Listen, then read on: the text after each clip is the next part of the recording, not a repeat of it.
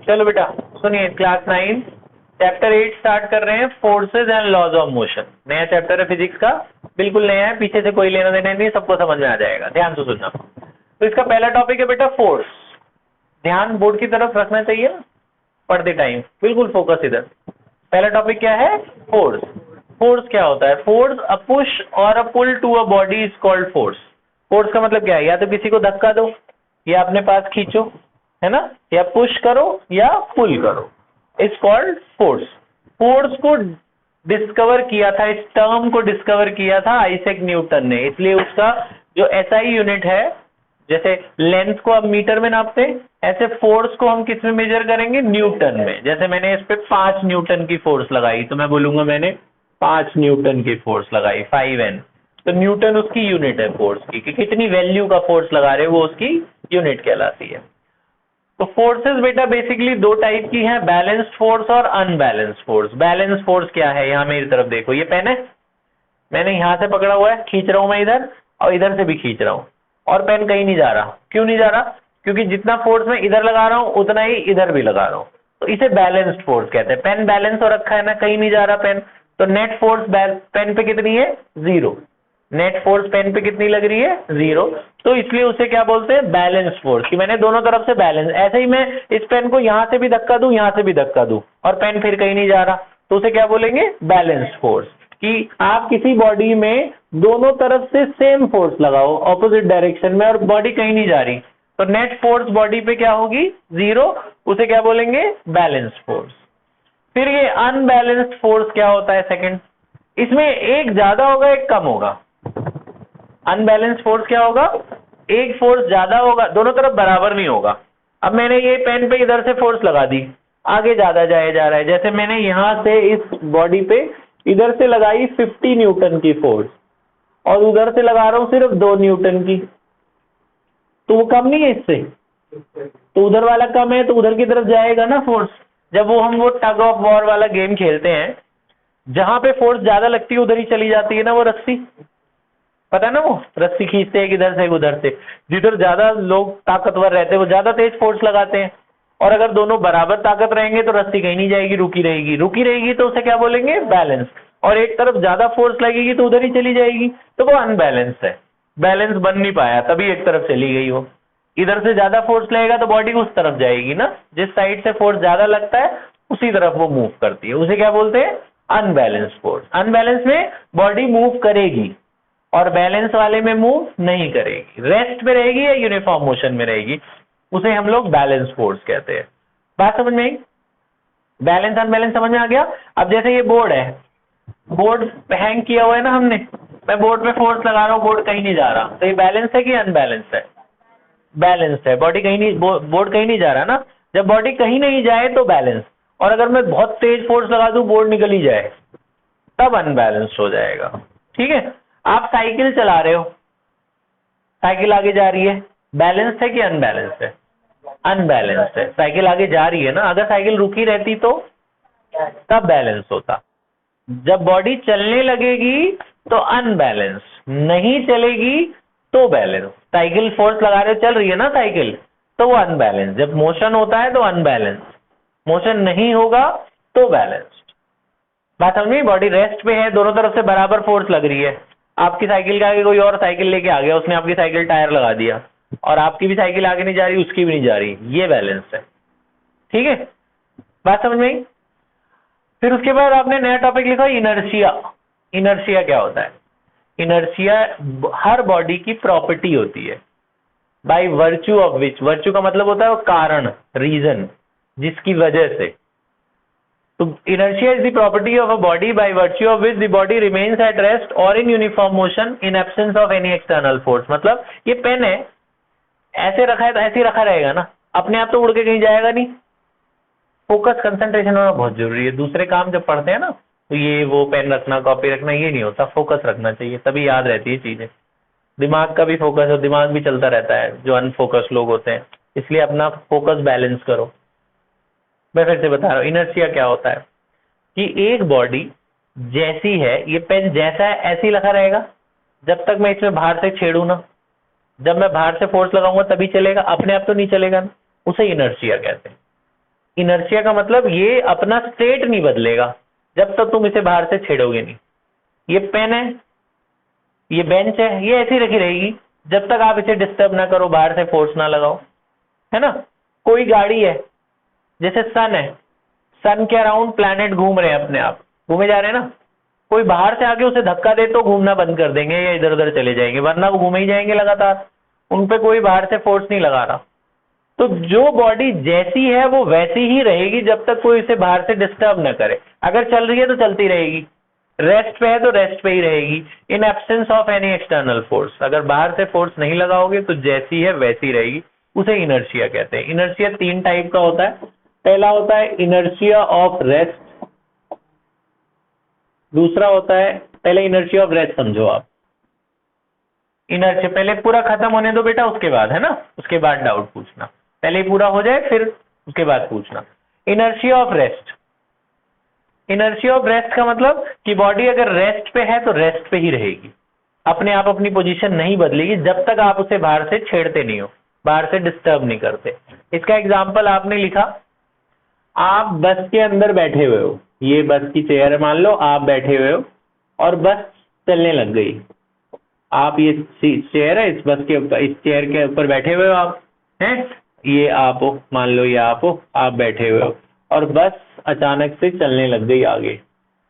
जैसे बस चली आप ऐसे पीछे हो जाते हो ना, जैसे बस चली आप पीछे हो जाते हो। तो ऐसा क्यों हुआ ये पूछेंगे कि why a man falls backward when the bus suddenly starts. या ट्रेन चलती आप ऐसे पीछे हो जाते हो, तो रीजन क्या है?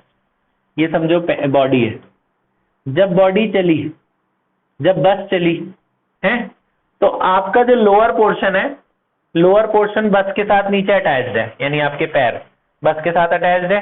जैसे ये पेन है, मैं अचानक इसका नीचे वाला पोर्शन चला दूं, मैंने अचानक ऐसे नीचे वाला चला दिया, ऊपर वाला तो वहीं रह गया ना। मैं अचानक जब मैं चला तो मेरे पैर भी बस के साथ साथ चले, लेकिन मेरी ऊपर वाली बॉडी अभी भी रेस्ट पे है, तो वो वही पीछे ही रह गई, पैर आगे चले गए, बॉडी ऊपर वाली पीछे ही रह गई। फिर पूरी बॉडी मोशन होने में टाइम लगता है, थोड़ी देर बाद हम पूरे ही मोशन में हो जाएंगे। बात समझे क्या हुआ? फिर से देखो, जैसे ये रस्सी है, एक रोप है, रस्सी पे तुमने ऐसे कभी वेव बनाई है? ऐसे करके वेव बनाओ, ऐसे फोर्स लगाओ, तो पूरी रस्सी पे एक साथ वेव बन जाती है? नहीं, पहले जहां पे तुम फोर्स लगाओगे यहाँ वेव बनेगी, उसके बाद थोड़ी देर बाद यहाँ वेव बननी शुरू होगी ना, ऐसे करके। पूरी पे क्यों नहीं बनी? क्योंकि फोर्स तुमने सिर्फ इतनी जगह पे लगाया, तो इतनी जगह पे ही ऐसे वेव सी बन गई। उसके बाद धीरे धीरे ये आगे जाएगी, फिर आगे जाएगी, फिर आगे जाएगी, धीरे धीरे जाएगी। ऐसे ही जब बस चली तो तुम्हारे जो ये लोअर वाला पोर्शन था वो बस के साथ अटैच था, वो भी चल गया तुरंत, लेकिन ऊपर वाला पोर्शन अभी भी रेस्ट पे ही है, नीचे वाला आगे चला गया, ऊपर वाला पीछे ही रहेगा, तो इसलिए वो पीछे की तरफ यूं चले जाते हो। तो अचानक ये चीज चलने लग गई, ऐसा हो गया ना, लोअर पोर्शन चला गया, पीछे ऊपर वाला पोर्शन पीछे ही रहेगा, इसलिए आप पीछे की तरफ यूं गिरते हो। और वही बस जब अब आप चल रहे हो, this is called inertia of rest, कि आपकी पूरी बॉडी पहले रेस्ट पे थी, जब बस चली तो लोअर पोर्शन भी चलने लग गया, ऊपर वाला पोर्शन अभी भी रेस्ट पे है, तो वो पीछे ही रह जाता है। थोड़ी देर बाद वो भी मोशन में आ जाता है, तो आप पूरा बराबर मोशन में आ जाते हो। ऐसे ही दूसरा ये है, दूसरा एग्जाम्पल, एक ना ग्लास है, एनसीईआरटी का एग्जाम्पल है, ग्लास के ऊपर एक छोटा सा ना कार्डबोर्ड रखा है, गत्ता का टुकड़ा रखा हुआ है।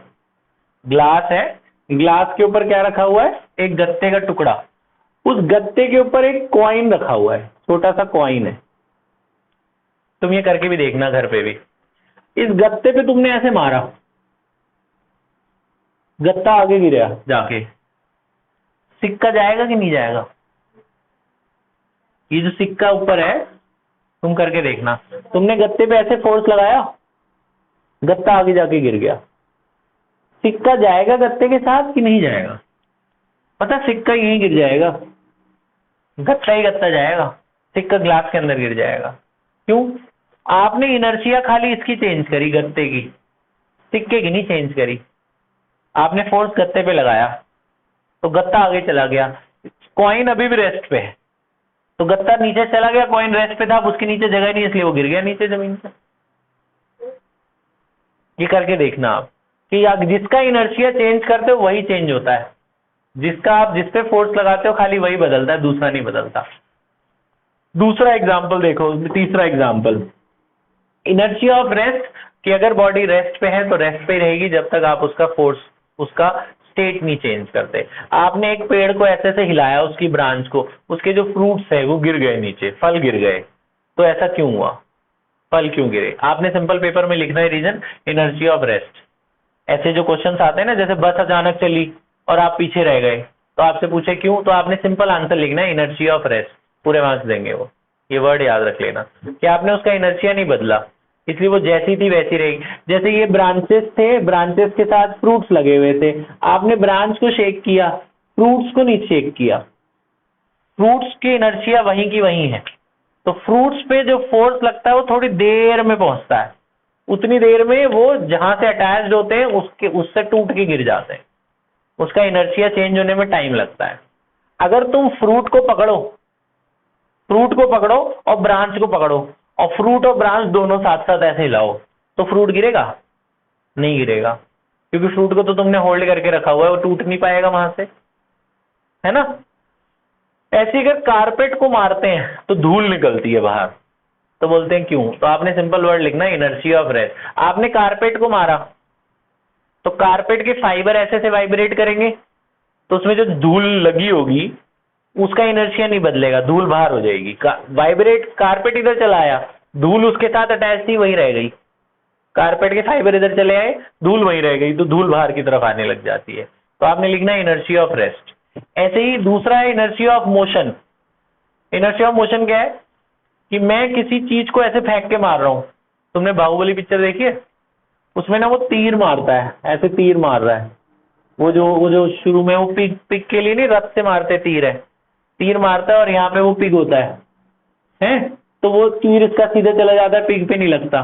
फिर वहां से दूसरा जना जब तीर मारता है, इसकी तीर पे जाके लिखता है, इस तीर की डायरेक्शन चेंज हो जाती है और तीर जाके इस पिग पे लग जाता है। मतलब समझे इसका मतलब ये है कि अगर मैंने एक कोई बॉडी मारी, मैंने ये पेन फेंक के मारा, तो जिस डायरेक्शन में फेंकूंगा पेन वहीं जाएगा ना, अपने आप तो हवा में घूम नहीं जाएगा, ये अपने आप तो नहीं घूमेगा ना ये।